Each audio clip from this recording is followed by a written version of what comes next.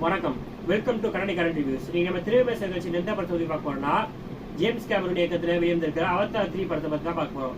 Avatar 3 இந்த படத்தோட கதையை பத்தி பார்த்தோம்னா, ஃபர்ஸ்ட் பார்ட்டோட செகண்ட் பார்ட்டோட கண்டினியூஷன் தான் இந்த படம். அதாவது என்ன நடக்குதுன்னா, ஹீரோ தன்னோட குடும்பத்தோட நிம்மதியா வாழ்ந்துட்டு இருப்பாரு. அவ பாத்தீங்கன்னா இந்த ஆஷ் பீப்பிள் அப்படின்ட்டு ஒரு புது இனம் வரும். இந்த நாவி மக்களை அழிக்கிறதுக்கு வரும். அது எப்படி இருக்கும்னா பார்க்கறதுக்கு, அந்த ஆஷ் பீப்புளோட லீடர் வந்து எப்படி இருக்கும்னா, பார்க்க நாவி பீப்புள் மாதிரி தான் இருக்கும். ஆனால் என்ன ஒன்று அது செகப்பா இருக்கும். அதனால இந்த படத்துக்கு ஃபயர் அண்ட் ஆஷின் பேர் வச்சிருக்காங்க. அந்த ஆஷ் பீப்புள் கிட்ட இருந்து நாவி மக்களையும் தன் குடும்பத்தையும் ஹீரோ எப்படி காப்பாற்றுறதா இந்த படத்தோட கதை. ஸோ இப்போ இந்த படத்தோட பாசிட்டிவ்ஸ் அண்ட் நெகட்டிவ்ஸ் வந்து பார்ப்போம். பாசிட்டிவ்ஸ் பார்த்தீங்கன்னா, ஆக்சுவலாக நான் சொல்ல வேண்டிய அவசியம் இல்லை, உங்களுக்கே தெரிஞ்சிருக்கோம். இது ஒரு ஹாலிவுட் மூவி. அது மட்டும் இல்லாமல் ஜேம்ஸ் கேமரூன் இயக்கத்தில் வருது. ஸோ விஎஃப்எக்ஸ் எல்லாம் இருந்துச்சு. இந்த கிராண்ட் விஷுவல் அதெல்லாம் நல்லா இருந்துச்சு. நல்ல பிரம்மாண்டமான படமாக தான் இருந்துச்சு. பார்க்கறதுக்கு பிரம்மாண்டமாக தான் இருந்துச்சு. ஸோ அப்புறம் பார்த்தீங்கன்னா, இந்த படத்தோட இன்ட்ரடக்ஷன்லாம் நல்லா இருந்துச்சு. ஓரளவு பார்க்குற மாதிரி தான். ரொம்ப நல்லா இருந்துச்சுன்னு சொல்ல முடியாது. குறிப்பாக இந்த ஹீரோ இன்ட்ரடக்ஷனு அதெல்லாம் பார்க்க நல்லா இருந்துச்சு. அது கிராண்டாக காட்டியும் சிம்பிளாக எடுத்தாலும் அந்த டைலாக்ஸ் அதெல்லாம் நல்லா இருந்துச்சு. தமிழ் டப்பிங் வெர்ஷன் தான் பார்த்தேன். இந்த படத்தை நல்லா தான் இருந்துச்சு. அப்புறம் பார்த்தீங்கன்னா, இன்னொரு விஷயம் என்னன்னா, முன்னாடி சொன்ன மாதிரி தான் விஎஃப்எக்ஸ் எல்லாம் இருந்துச்சு. அதுக்கு மேலே பெருசாக இந்த படத்தில் எதுவும் இல்லை. ஸோ அந்த படத்தோட நெகட்டிவ்ஸ் பற்றி பார்ப்போம். நெகட்டிவ்ஸ் பார்த்தீங்கன்னா, மிச்சம் இருக்கிற எல்லாமே இந்த படத்தோட நெகட்டிவிட்டிஸ் தான். ஏன்னா இந்த இன்ட்ரோடக்ஷனுக்கு அப்புறம் அந்த ஆஷ் பீப்புள் வந்து அட்டாக் பண்ண ஆரம்பிப்பாங்க. அதுக்கப்புறம் ஹீரோ வந்து ஃபேமிலியோட தப்பிச்சு போவார். அப்பப்போ சண்டை காட்சிகள்லாம் வரும். ஆனால் அதெல்லாம் ஏன் வருதுன்னு தெரியாது. பார்க்க பிரம்மாண்டமாக தான் இருக்கும். குறிப்பாக சொல்லணும்னா ரொம்ப லேக்கியாக இருந்துச்சு. படம் வந்து ஆரம்பிச்ச கொஞ்ச நேரத்துலேயே தலைவடிக்க ஆரம்பிச்சுது. என்ன நடக்குதே புரியாமல் ஒரு மாதிரி. அதோட போக போக தூக்கம் ஆரம்பிச்சிச்சு. நல்லா கஷ்டப்பட்டு கண்ட்ரோல் பண்ணி பார்க்க வேண்டிய அவசியம் தான் வந்துச்சு. படத்தோட ஸ்டோரி ரொம்ப வீக்காக இருக்கு. அது எப்படி உங்கள்கிட்ட எக்ஸ்பிளைன் பண்ணுறேன்னா, இப்போ கறி குழம்பு வைக்கிறாங்க வச்சுக்கலேன்.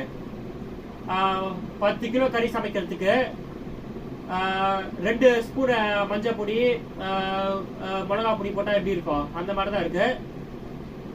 சப்புன்னு இருந்துச்சு.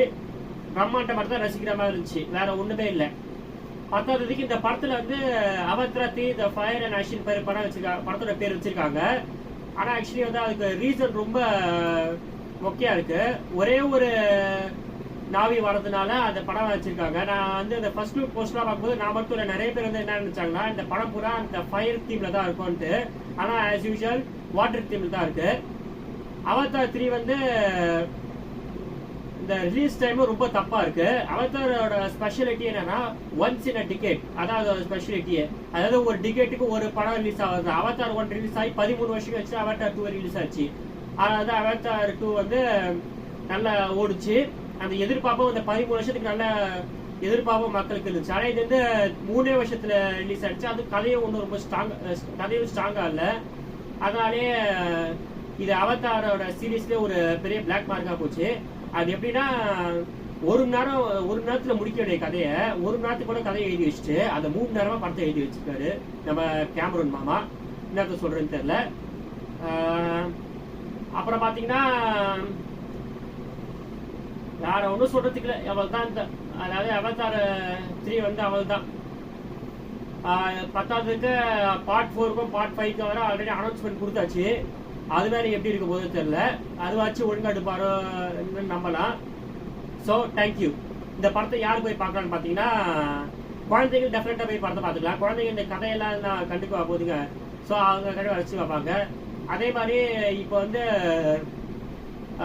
சில ஆடியன்ஸ் இருப்பாங்க, கதை அதை பற்றிலாம் கவலைப்பட மாட்டாங்க. நம்மளுக்கு பிரம்மாண்டமாக இருக்கணும், இப்போ சும்மா அந்த வானவெடிகைலாம் பார்க்காம இருக்கிறோம், அந்த மாதிரி இருக்கிறவங்க தாராளமாக இந்த படத்தை போய் பார்க்கலாம். ஆஸ் யூஷுவல் முன்னாடி சொன்ன மாதிரி இந்த கிராண்ட் விஷுவல்ஸ்ல எந்த ஒரு குறையுமே இல்லை.